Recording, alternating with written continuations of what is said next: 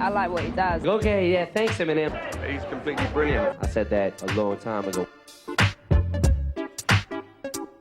I think he's the first truly postmodern artist in that if you took away his context, like his producer, he's kind of like a fool.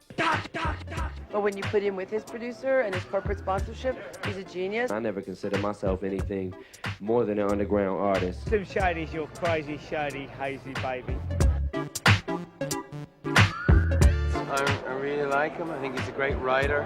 His lyrics contain abusive, threatening and violent fantasies. Eminem is a hardcore MC. He's supposed to be hardcore. You're not gonna get birds and bees and flowers and trees. I love all the controversy. Maybe he was Skeletor and I was He-Man. You guys take your cameras and go on back, okay? I appreciate it. Like everybody has a shady side. There's Marshall as a ninja. I don't feel like I have to compromise my style for nobody.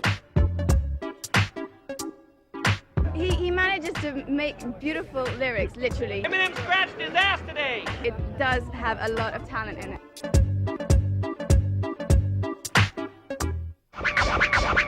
In a few short years, Eminem has become one of the best-known artists on the planet. He has won numerous awards from MTV, the Grammys and the Brits. He has achieved #1 albums and singles across the world and already has enough gold and platinum discs to decorate the average rap star crib. All this while creating a wave of controversy over the lyrical content of his songs, being sued by his mother, paying frequent visits to court on gun charges, and getting married, splitting up, reuniting, and planning to divorce his high school sweetheart, Kim. It's been an eventful time for Marshall Mathers.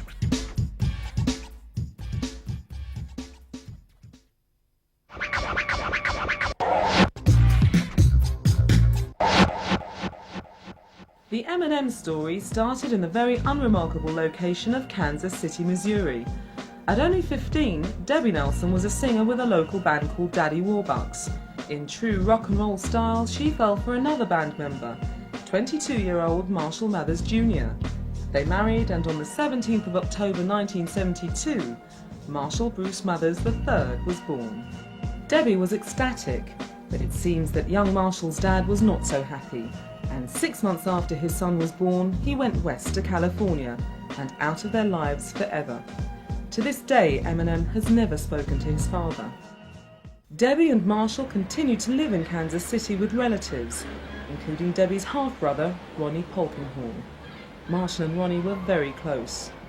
Although Ronnie was in fact his uncle, they were a similar age and were more like brothers and best friends than uncle and nephew. Although Ronnie and Marshall seemed happy enough together, things must have been different for Debbie because she decided it was time to leave Missouri. Marshall and his mum relocated to Warren, Michigan, a suburb of the northern industrial centre of Detroit, the heartland of America's motor industry. Debbie's brother, Todd Nelson, was already there to lend a hand. Right, when Marshall and Debbie first came to Michigan, which would have been 1976, she stayed here with him, and they had no one else to stay. My grandmother's house. This has been in the family since 1952, and she took them in and decided to give them a chance here in Michigan. There was nothing where they came from. The state of Missouri in St. Joe, the city, there's absolutely no factory, no production. It was a very, very tough place to live, and they had came here in search of a better life. And Debbie, I thought, did a very good job of finding him a better life. This was Debbie after she came to Michigan. She was transforming her image from the little country girl to the big city queen. Life in Warren was hard. Marshall missed his closest friend Ronnie and became quiet and withdrawn. But that wasn't his only problem. A small, thin, quiet kid, he was being constantly bullied both at school and on the streets around where he lived. They were tough times for Marshall, who despite his later incarnation as Slim Shady, was not a kid who liked violence of any sort. There's Marshall as a ninja, and he's about 8 years old there. He's in the kitchen of his mother's house over on Dresden. He never was tough. He was always a real nice kid, but he wanted to portray the image of being tough. Uncle Todd and his young nephew took fishing trips together, but as Todd recalls, even fishing was too violent for Marshall. The fishing trip we had one time when he was trying to put a worm on the hook, and he couldn't bring himself to pierce this worm through the hook. And he was saying, oh my God, you know, oh no, it's gonna hurt. It's gotta hurt this little thing. I can't do it.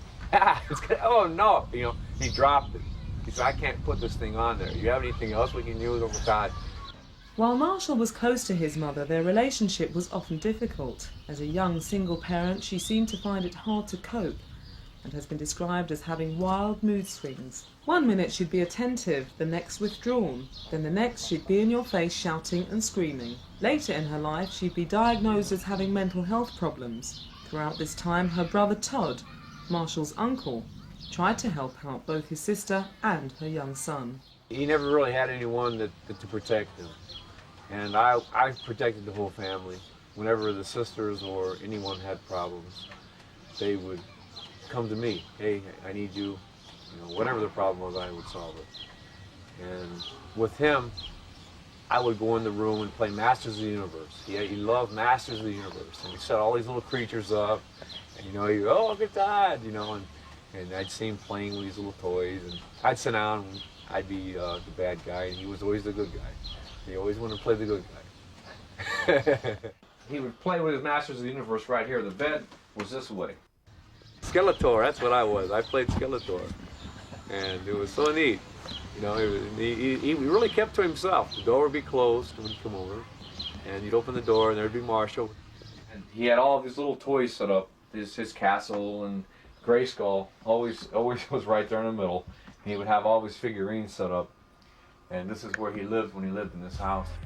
Marshall's problems with the local bullies reached crisis point in the winter of 1983. He'd been faking illness to stay away from school and avoid the kids who were making his life a misery. His mother seems to have been suffering from the mental illness Munchausen syndrome by proxy. Sufferers of this condition invent all sorts of medical symptoms allegedly affecting their perfectly healthy children. As a result, Marshall was failing at school, but it didn't stop the bullies on the days he did attend. D'Angelo Bailey was the school bully who really made Marshall's life hell. In the winter of '83, he beat Marshall so badly that he fell unconscious and continued to kick him while he was down, until eventually pulled off by a teacher. At first, Marshall just seemed dazed, but later at home he started bleeding from his ears and was rushed to hospital with a brain hemorrhage.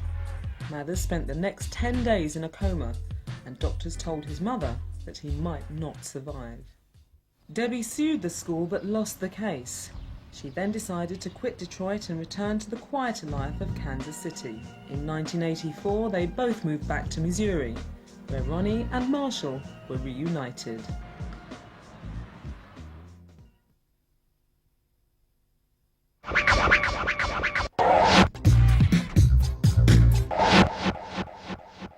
By this time, Ronnie had become a huge fan of rap and the whole hip-hop culture of rhyming, graffiti and breakdancing. Maybe because he looked up to Ronnie, or maybe just because it was great music. His uncle's enthusiasm for hip-hop rubbed off on Marshall. My Uncle Ronnie had simply brought me over a tape of the Breakin' soundtrack. Do you remember the movie Breakin'? It was a pretty big movie. It was about breakdancing, and what actually happened was he brought me over the tape, and we started listening to it, and he played me a song called Reckless by Ice-T. And then I liked the song, therefore I stole the tape from him and continuously, repeatedly throughout the day, played the tape and liked it so much that I learned the words by heart and then got into breakdancing at about age 12. I used to carry a little boombox radio with me on my shoulder like this and a piece of cardboard everywhere I went. And sometimes my Uncle Ronnie and I would go to playgrounds and we would throw the piece of cardboard down, simply set our radios down, play the loudest music we could, and we would simply breakdance. I got into rap when I realized that I couldn't breakdance. Over the coming years, Marshall would return to Detroit to live, but the rap seed that had been planted by Uncle Ronnie stayed with him and became the focus of his life and ambition. These are all tapes that I've got that I gave him back bags full of stuff that I found, and these are things that he doesn't want back. Evidently, he doesn't realize the quality or how much I have. This was the first tape that he ever made right here. It's a red one with my dead half-brother, Ronnie. Operator Cool Doggy. That tape has him and Ronnie on there attempting to rap, and it's really, really funny. They were about 9.5 to 10 years old when they made this tape. Dreams of becoming a rapper were now centre stage in teenage Marshall's life, and he took every opportunity to show the world that they were more than just dreams. He wanted to show off his skills, and at Warren Lincoln High School he performed at a talent show with classmate Mike Ruby, who remembers that Mathers didn't stand out much apart from his rapping talent. Marshall wasn't only performing in school talent shows, he was also winning in the schoolyard battle rapping face-offs. These were competitive rapping sessions where kids would go head-to-head against each other. The first to get tongue-tied would lose out. Even then, Marshall's silver tongue and quick thinking meant that he was winning so often that it was hard to find challenges he would take him on. I started realizing that I could put words together, that I was actually semi-good at it.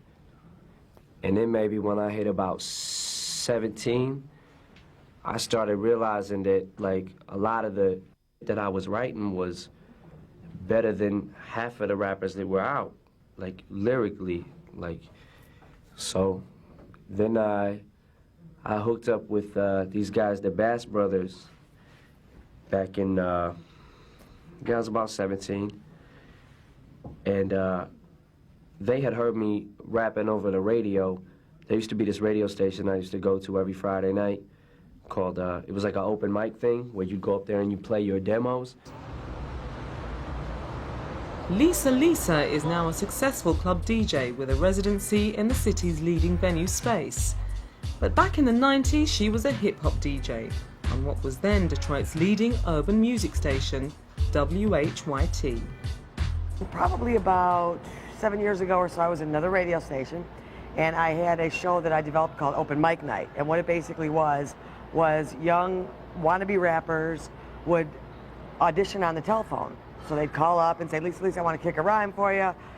They'd do a little thing. If it sounded good, I'd schedule them, bring them down, and we actually took them into our production room and produced their song for them. It had to be original material.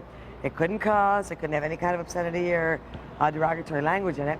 And they would get on the air and actually get their song on, that one song that they did for us here at the radio station. Mark Bass, he heard me, I guess, coming home in his car or something, and called up the radio station and was like, who is that? And he was talking to us over the air. And he was like, why don't you guys come by? I'm a record producer, da-da-da-da. Come by, check it out. So we ended up hooking up with the Bass Brothers, and they had a connection at Elektra Records. So we got in there and we cut some songs better than demo songs. They were, you know, real, actual studio recordings. Well, what happened was Elektra turned us down. Eminem's style and lyrics are the two talents most often listed as the reason for his success. They set him apart from other rappers in the mainstream, and although today it means that he is praised by some as a groundbreaking visionary, back in the 90s, this difference was seen as a problem. When I was doing this program, the predominant form of rap was like the Ghetto Boys, My Mind's Playing Tricks on Me, and Black Sheep, and it was kind of the whole thing about storytelling was more on the gangster side. About, you know, Snoop Dogg was huge back then, and so his style didn't fit that genre. So me coming from a radio background, I didn't see him have radio hit written all over him, because his style was more comical, more storytelling, more kind of out there, like, what are you talking about? Where the other guys were a lot more commercial. They would talk about their girls and their guns and their crew and blah, blah, blah. So as far as his content, I didn't go, oh, wow, this guy's a genius. On the other hand, the fact that he was so different, he did have a whole different kind of rhythm to his rapping. That kind of allowed him to be a regular on the show. I had 4 regulars. He was one of them. Me and Mark, we kind of went our separate ways. We still kept in touch a little bit, but we didn't really work together. You know, the project kind of fell through, so he was doing his thing, I was doing my thing. And then a few years later, 3-4 years later, I started making a name for myself in Detroit, just at clubs and whatnot, just rapping and, you know, at open mics and freestyling and battles, competitions and things like that. And Mark heard about it. The Bass Brothers, they heard about, you know, what was going on again, and they decided to give it another shot. So we went with it, and we recorded the album Infinite. Infinite was released in 1996 and featured 11 tracks by Eminem. It was the album which both the Bass Brothers and Mathers hoped would transform him from radio regular and local freestyler into a commercial success. With Eminem following advice on adopting radio-friendly lyrics and rapping about his life experience, the result was an album mostly about his daughter Hailey and happy family life. There was maybe 500 copies of the album pressed up, and we just pressed them up locally to see if we could sell them, and they ended up not selling. I think he was ahead of his time, to be honest with you. Now looking at the success he has, I think rap has come to a whole new life, I guess. It started off East Coast, West Coast, gang banging, fight, fight, fight, girls are hoes and bitches. And now I think with guys like Eminem, it's come into a point where they're actually telling stories, and suburban kids are telling stories that are different from the street life that you would get in the inner city. And I think, so being ahead of his time, I think he was talking about that kind of stuff back then, but when we were playing 8 songs talking about, you know, the Snoop Dogg, the Dr. Dre, the Ghetto Boys, it wouldn't have fit back then. So I think he was kind of just ahead of his time, I guess. With the failure of Infinite, things went badly downhill for Marshall. He struggled to keep his family together, but eviction from their home and lack of money meant that Kim took Hailey, left Marshall, and moved back to her parents' home. I reached a point when my daughter was born where I didn't give up anymore. I didn't care. I just was like, I was fed up with so much shit. I knew I had a baby on the way that you know, before she was born and once she was born, I couldn't afford to buy her diapers. I couldn't afford to do anything. I lost my job. I was working different jobs, temporary service, all kinds of jobs just to try to make ends meet. Didn't have anything, you know, got evicted from the house I was staying at and really reached a point where I just hit rock bottom, so I stopped giving a fuck. Sinking into depression, Marshall took an overdose of sleeping pills in December 1996. But he survived and with help emerged stronger than ever. He was tired. He was being threatened and kicked around. He was white. He was going into mostly African-American venues where, you know, what are you doing here? What's he doing here? You ought to be playing rock and roll. What do you do? I rap. What do you rap? Presents? You know, he didn't fit. And it was starting to get to him. And his mother, being, you know, the pusher she is, she pushed him, hey, no, get off that couch. You ain't giving up. No, put those pills down, kid. Get up. Come on, here, out the door.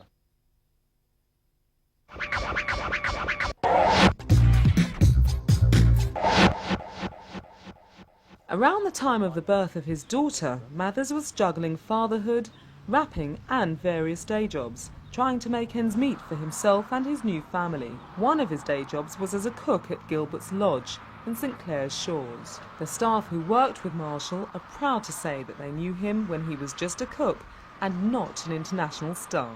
So we just figured he was going out to, you know, take another shot at something, and next thing you know, it's he's on, you know, MTV and on the radio and stuff like that, and we were all just, you know, kind of awestruck, you know, he finally did it, which is good for him.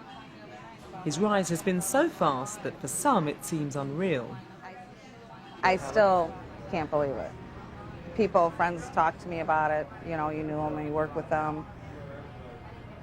It's hard. Not very many people ever get to know somebody on that level. Yes, very shocked. Yes, I didn't think he'd become so popular so quickly at all, especially because I know him and I worked with him, you know. It's kind of weird knowing somebody that's a big star now. Mathers worked in this kitchen, turning out orders of fries, burgers and ribs for the lodge clients. Although no one knows if he actually used to behave in the way he does in the video for the real Slim Shady, where he spits into a customer's burger before handing it over. I just thought he was your everyday cook in a kitchen.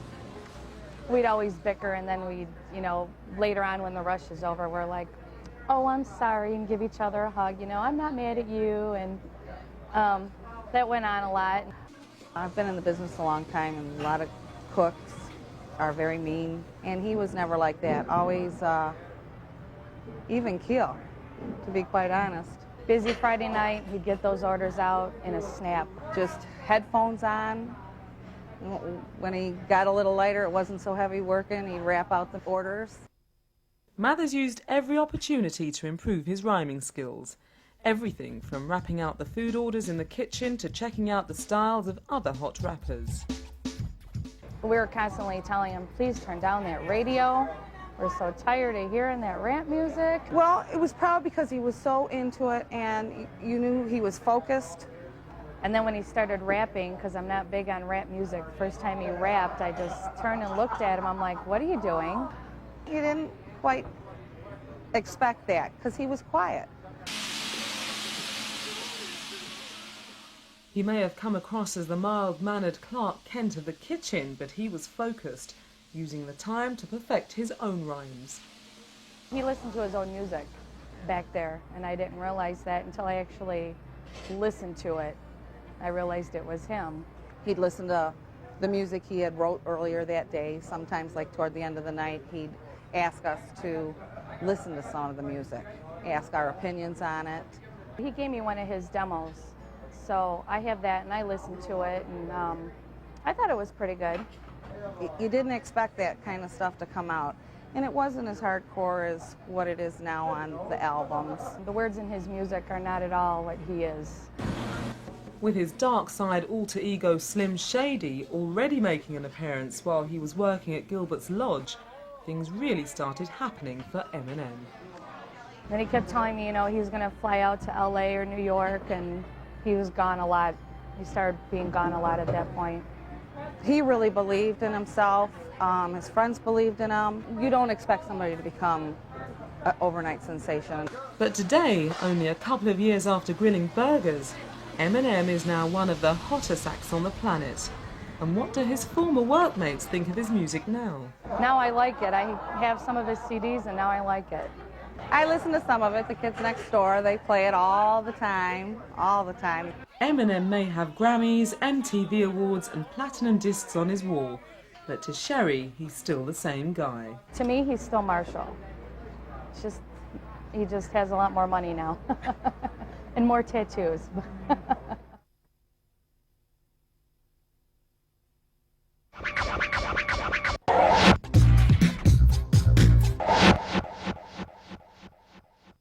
Although he didn't know it at the time, the creation of his alter ego, the now famous Slim Shady, was the turning point for Eminem.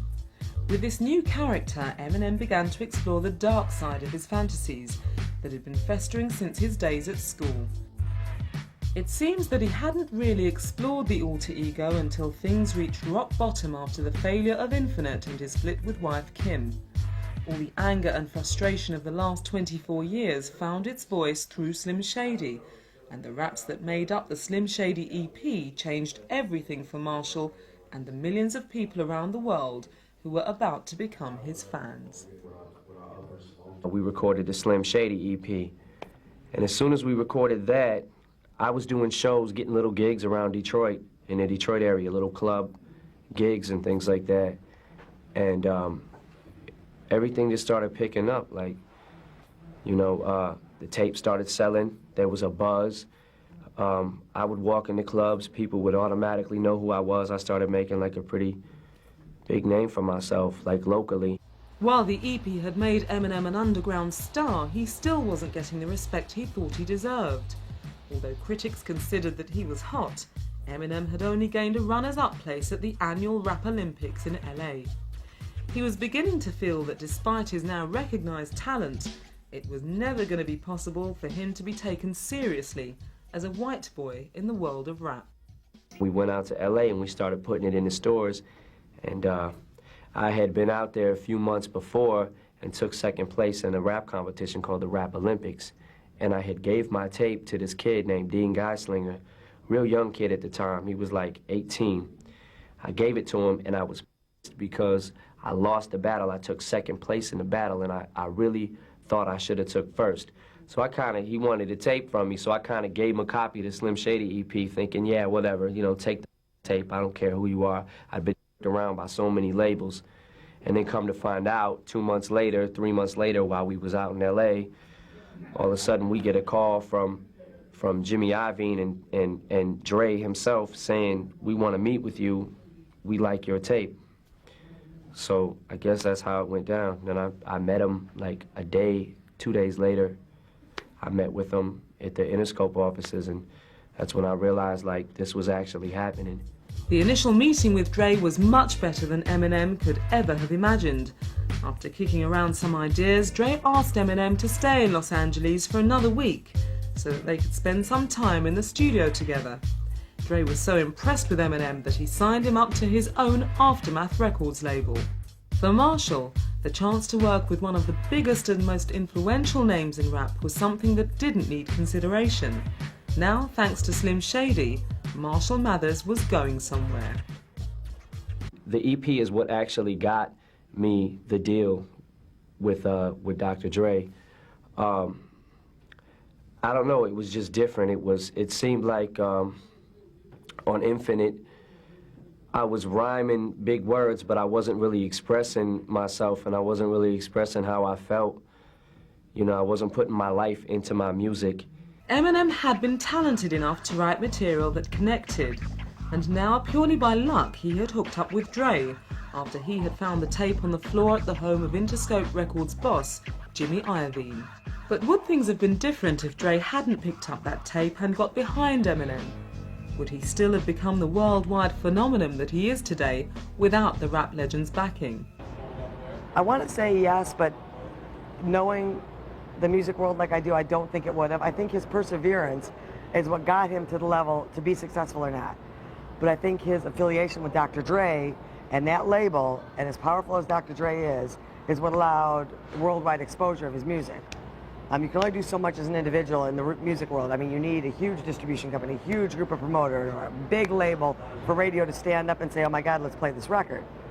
Especially if you're a Caucasian rapper talking about the kind of stuff he talks about. So I think he was influential in getting him worldwide exposure. I don't think he affected his style at all, and I don't think he affected getting him there. It's not like he found him somewhere in some small town. Eminem had busted his butt to get noticed by him.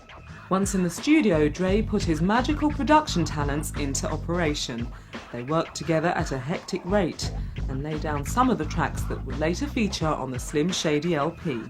Not only did Dre produce the album, but he also features on several tracks including Forget About Dre, Guilty Conscience, and the first single, My Name Is. You know, I met Dr. Dre. He was cool. I got in the studio with him the same week. We did like 4 songs in 6 hours, something like that. And one of those songs was Hi, My Name Is. And there was just an instant chemistry there, I think, with me and Dre that I think he told me he hadn't seen since like Snoop Dogg, that as to where we were able to bang out songs just like, you know. Despite the sudden excitement of his studio sessions with Dre and the taste of the glitzy LA lifestyle, he still found time to call Uncle Todd back home. I knew that it would happen if he didn't give up. He had given up once, he quit. His mother pushed him back out to do it. But I had known from where I was at that he was going to do it. It was not like a vision, but it was something like just someone in the family will make it, and it's going to be him. I knew it. I knew it before he ever knew it. When he called me from LA and said, Uncle Todd, I made it. You wouldn't believe it. He told me all these stories about the hotels and the girls and all the publicity and everything, the stunts and the shoots, and it was great. I knew he would make it. I mean, there was no doubt in my mind. The first single to be released from his collaboration with Dre was My Name Is. It became a huge hit across the world, and almost overnight, Eminem went from being an underground rapper to a full-on star. It's not what he'd expected. I was surprised, yeah, when My Name Is blew up, I didn't know exactly what it was going to do. I mean, this was my first time, you know, actually doing this or whatever. It was my first time exposed to the public, and I never considered myself anything more than an underground artist. You know what I'm saying? Just because of the subject matters I talk about and the way that I rap or whatever, the things that I talk about, I thought, you know, I was surprised, to be honest. The fact that My Name Is became a huge seller across the world may have been a surprise to mothers, but others thought it had mega hit written all over it. Kids were going to love it. You knew that because, you know, here's this guy. He's talking dirty. He's saying things that you never think about saying. The success of My Name Is was quickly followed by the equally massive Guilty Conscience and a chart-topping album. Each time Eminem was going further out there, pushing the boundaries, gaining more fans and upsetting others. There'd be no sellout to success. I don't feel like I have to compromise my style for nobody.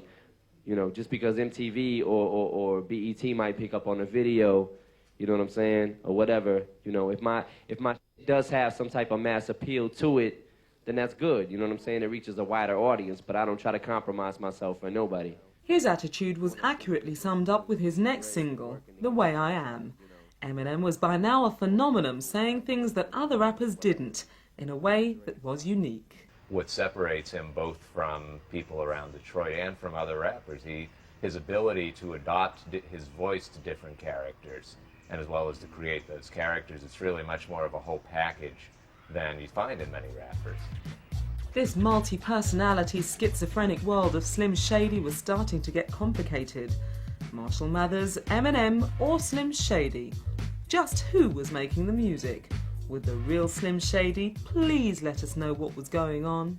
The concept of the whole song was, you know, trying to say that there's a Slim Shady in all of us. Everybody has a shady side to him. So in the video, I'm asking, will the real Slim Shady please stand up? And everybody's standing up in the video because everybody's got a Slim Shady in them. I said that a long time ago when I came out with my first album. I feel like everybody has a shady side to them.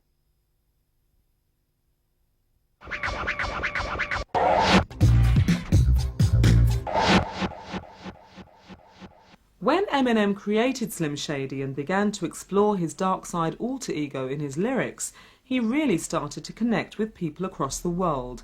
But the violence, rape and murder in his lyrics have outraged as many people as they have won over. His concerts have been the focus of protests by gay rights groups, claiming that he is homophobic, and women's groups have campaigned to get Eminem banned, alleging that his lyrics advocate violence against women. While Mathers claims that he's just telling it like it is, nobody would claim that what he says isn't controversial. The argument is just about whether he should be silenced for publicising extreme views.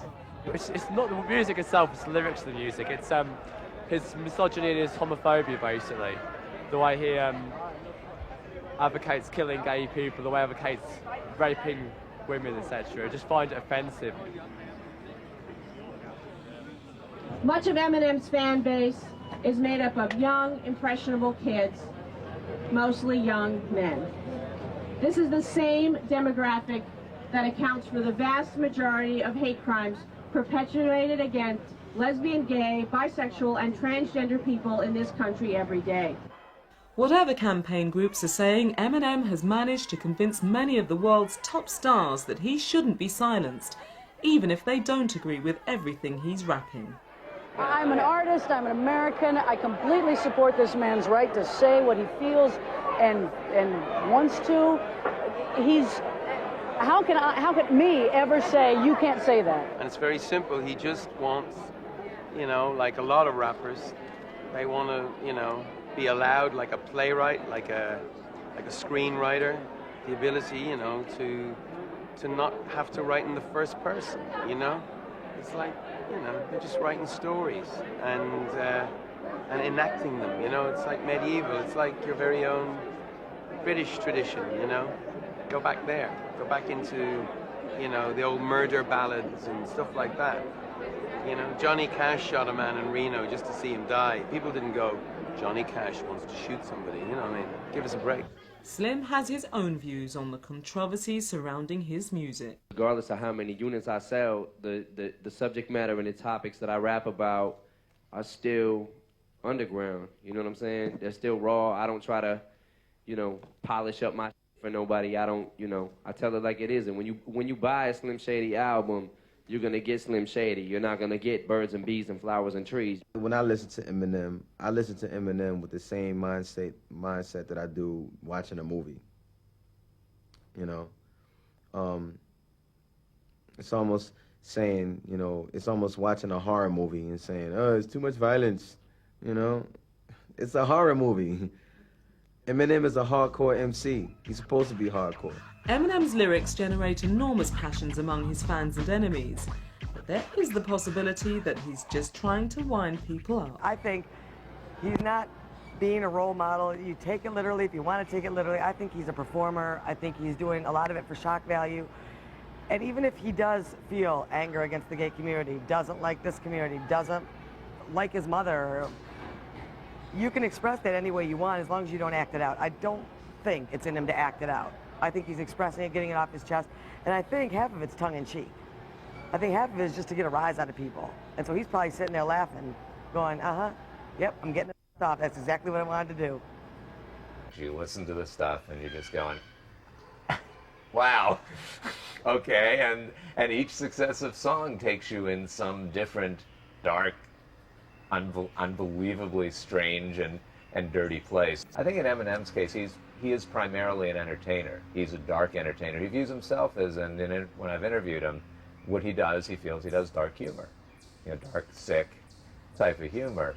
Although his mother didn't find comical references to her and Marshall's songs a joke and launched a lawsuit against him, Uncle Todd says it made him laugh. I think it's funny. I think it's hilarious to do more bills than your mom does and all that stuff, because the whole world's, you know, like Marilyn Manson said, we're all stars in a dope show. You know, I mean, everyone is. It's on something, whether it's alcohol, aspirin, caffeine, or cigarettes. And to make his mother, though, his little skinny, overprotective mother, you know, the center of all these bashing lyrics, it was just funny to me. It was hilarious. He's very entertaining to listen to. Even his critics, even the people who lay into him the hardest, always acknowledge what a good rapper he is and what an interesting sounding rapper he is. And that's really very key to the appeal as well. Eminem may be serious in the views he puts across. He may just be trying to provoke a reaction, or even just having a laugh. But whatever the reason, what he has to say has connected with a whole new audience. Kids that were not necessarily into rap music before and didn't recognise the ghetto lifestyle identify with this new slacker hero from the suburbs. I think a lot of the angst and a lot of the fear and a lot of the pain that he expresses in his lyrics, maybe not to the extreme that he takes them, you know, with the killings and the hating this segment of the community or that segment of the community, but all that's based in fear, and I think a lot of the young people today have that same thing inside them, especially suburban kids. I don't think they have the same form of expression as the inner city kids.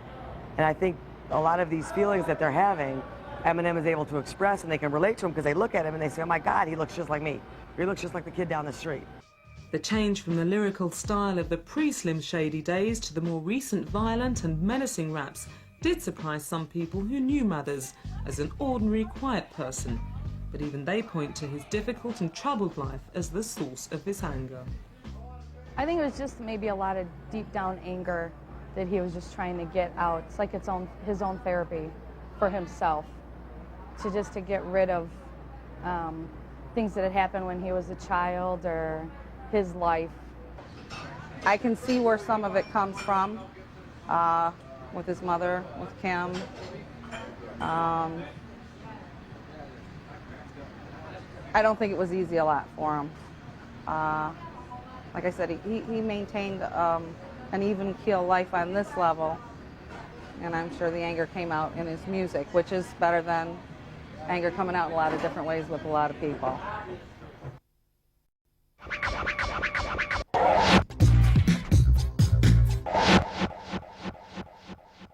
Thanks to his Uncle Ronnie's influence, Eminem got into rap at an early age, and the acts he grew up listening to had a very real impact on his life. They offered more than just some catchy rhymes. They supplied an attitude, a whole new lifestyle that helped Marshall deal with the troubles in his own life. I was going through a lot of at home. You know, me and my mother never got along, and was really rough at home, and it was an outlet for me to. I was going through a period in school where I was failing in school. I hated school because I used to get picked on all the time. I was going through a period, that music right there alone, I think NWA's music made me reach a point where I didn't give up neither, and it helped me come out of my shell at school. It helped me for anybody who was picking on me to fight back. You know what I mean? I ended up standing up for myself, getting in a lot of fights in school, and you know, there was times I would get jumped in my neighborhood, but instead of running, I found myself fighting back a lot. And I think it was a lot of the influence was from their music. It was telling me, you know, don't take no. Eminem may check Ice-T and NWA as important early rap influences, but Uncle Todd claims he was there first. In the 1970s, we would go to parties and stand around drinking and shooting guns in the Midwest and have a big bonfire and beer and girls. And for some reason, I don't know, I just, after so many beers, I would just start rhyming and making things go together and just rhyming. And the Sugar Hill Gang came out about that time. And my best friend, which was African-American, Ed Carey, he would say, hey, you know, you got to hear this, you know. And I was like, yeah, I do my own thing, you know. And that was, Sugar Hill Gang was great. But I rhymed too, so whenever I talked to Marshall, I would rhyme to him. I would literally just, you know, make it all go together. Like, hey, little dude, what's been happening? You know, I see your face and it's not frightening. And it just always, he kind of liked that. He'd smile and look at me, and you know, it was like, Uncle Todd, how do you do that? You know, just start putting things together.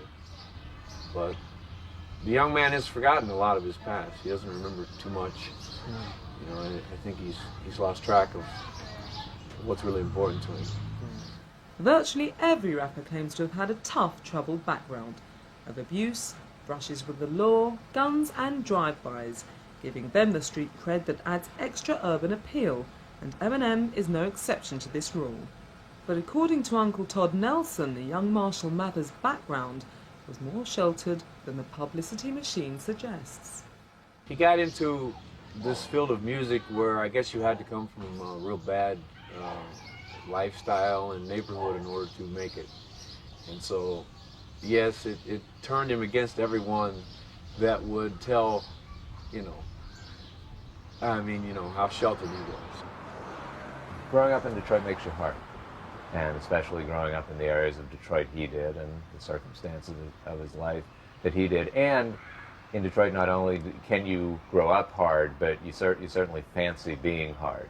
It's a city where, yeah, it's still a car city, and always will be a car city. It's a shot in a beer auto worker, Friday night fights kind of city, and whether it's romanticized or not, it makes an impact on any artist who's going to work out of here and decides they want to be Detroit. I mean, if you go back to John Lee Hooker, you can hear Detroit in John Lee Hooker in a big way, and you can certainly hear it in Eminem.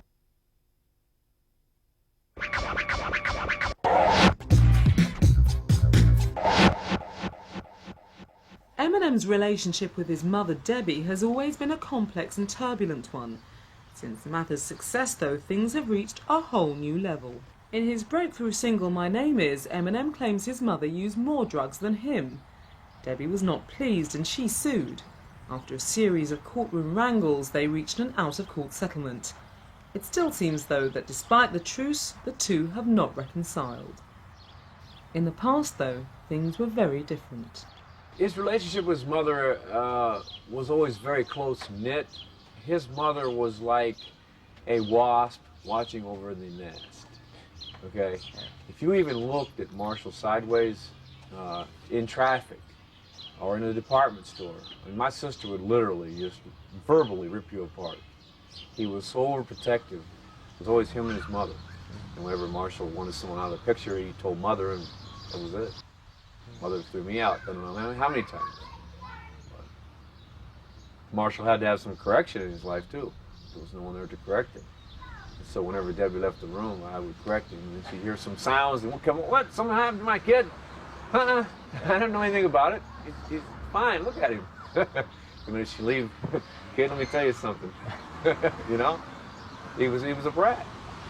Like if she had a boyfriend Marshall didn't like him. That was it. I mean, all he had to do was go tell her, Mommy, he gave me a dirty look. Just on those words alone, this man would have to pack his things and leave, even if the relationship was good and everything was fine between them. And I saw that as just, you know, kind of evil. You know, and in the back of his mind, he was sort of evil. Maybe he was Skeletor and I was evil. You know? While his legal wrangles with his mum seem to be settled for now, since his high school days there has been another woman in Eminem's life, and that relationship has proved as tempestuous as the one with his mother. But there he was when he got married to Kim. Him and Kim. I always call him and Kim.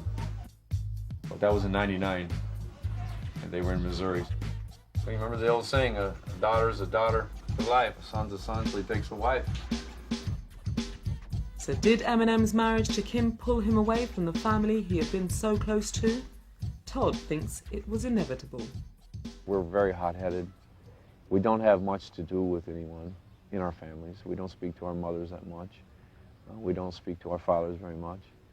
We feel we are the father of the family, and we like to be the head of the household all the time. So we're not really close to anyone. Despite his happiness over the birth of his daughter Hailey, the time with Kim has not been the picture of happy family life. Kim and Marshall have married, split up, got back together, then split again. Slim Shady has famously rapped about wife killing, and they both seem to wind each other up. Well, Kim used to come in sometimes, bring his daughter in. Sometimes she would say he could have her, and he'd wait for like an hour till he got off of work, and then she'd change her mind on him and leave with the baby, and that really upset him a lot. The conflicts with Kim became ever deeper and more complex when Eminem ended up in court after he pulled a gun and pistol whipped a guy he had caught kissing her in a Detroit bar.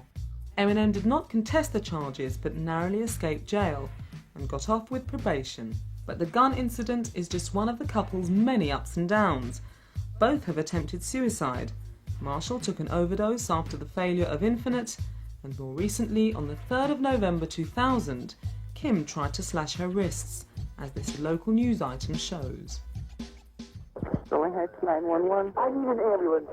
The call came just before 11:30 Friday night to the Sterling Heights home of Marshall Mathers, better known as the rapper Eminem. The terrified caller is the mother of his wife, Kim Mathers.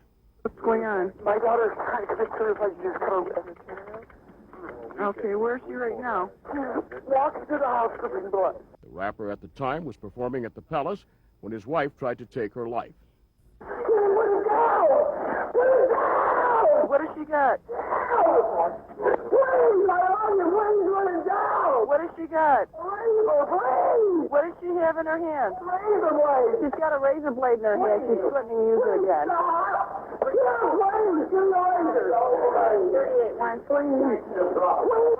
Ask her if she'll talk to me.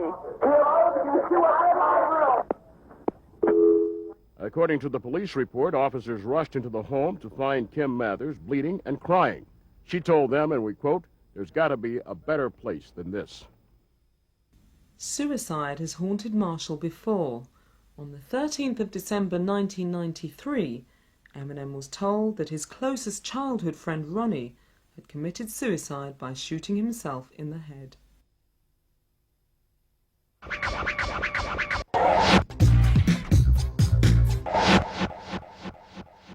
Detroit has a vibrant musical history. During the 60s, it was home to the hugely successful black music label Tamla Motown, the record company that produced artists like the Supremes, Marvin Gaye and Stevie Wonder. It is also the birthplace of blues legend John Lee Hooker, Queen of Soul Aretha Franklin, and garage music. But in recent years, Detroit has failed to produce any really significant music stars apart from perhaps Kid Rock, until Eminem. And when he exploded onto the scene, it was a big surprise to many locals. You really, around Detroit, you really started to hear Eminem's music when the rest of the world did. He was very much an underground phenomenon before the music started to be released. So all of a sudden, just before the first album came out, and My Name Is came out, all of a sudden there's this rapper out of Detroit. Dr. Dre signed him. He's going to be the next hottest thing. Boom, there's a single. Boom, there's an album. And suddenly, it was a very short rise to superstar for the average person in Detroit, really only if you were into the hip-hop underground. Did you have any sense that he was going on already? Yeah, he has single-handedly, I think, put Detroit in that market, at least rap music, on the map. And I think he's going to open up the door for, like, he's already brought on D12. And, yeah, I think he's made Detroit proud, even though Detroit may be like, oh, I wish he wasn't talking about that. Definitely, we're totally taken aback by, Jesus, this guy going to go out this far, and each successive song, can he go out any further? And sure enough, yeah. While they may have been surprised by the lyrics, Eminem's Detroit fans are justly proud of the way he has put their city on the rap map of the world. Mathers has also chosen to carry on living in his hometown rather than head off to celebrity-rich New York or the Hollywood Hills, and has also shot several of his videos in Detroit. However, some are critical of the way he has treated his fans and claim he doesn't pay enough attention to the ordinary people who made him a star. The way he's treated his fans has been astronomically unfair. I mean, come on. I mean, the kids in the neighborhood he threw apples at, they went to school and told the principal was going to file a report with the police. He didn't. There's been lots of instances. We were at the State Theater. I mean, he was flipping them off, and they were just waving at him, and I couldn't believe just his attitude towards them. I mean, these are the people that put him where he is, and it was so, I don't know, I didn't quite understand that.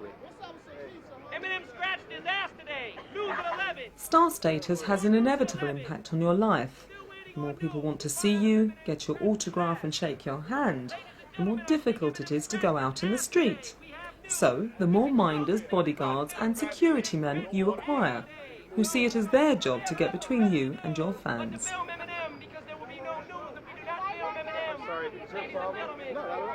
No, you don't want to touch me. If you touch me, we will have a problem. One aspect of celebrity that cannot be argued about is the amount of pressure it puts on those in the spotlight.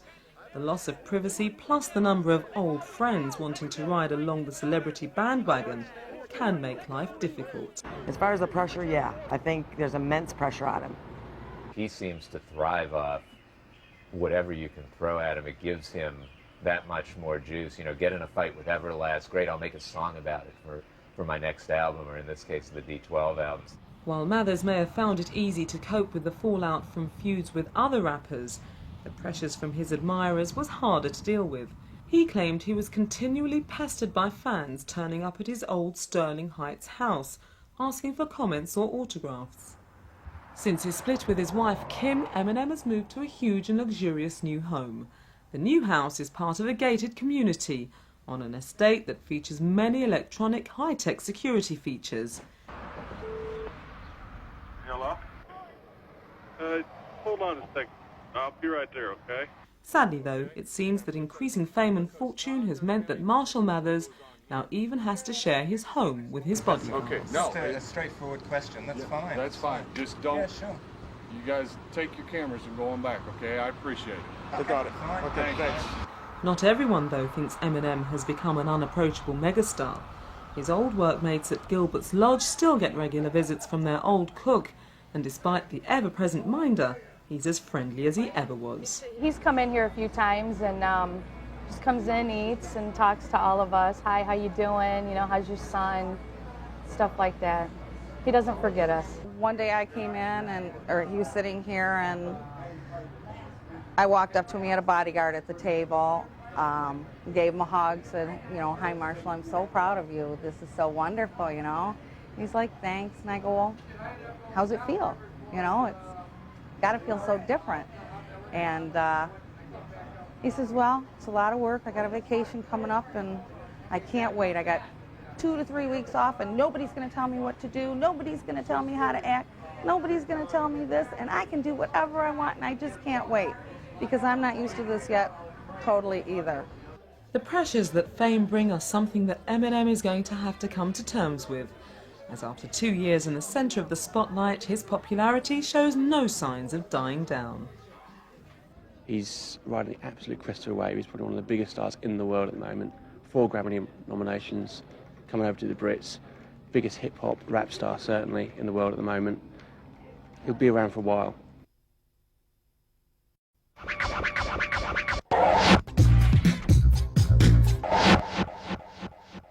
Whatever you may think of Marshall Mathers III, one thing is for sure.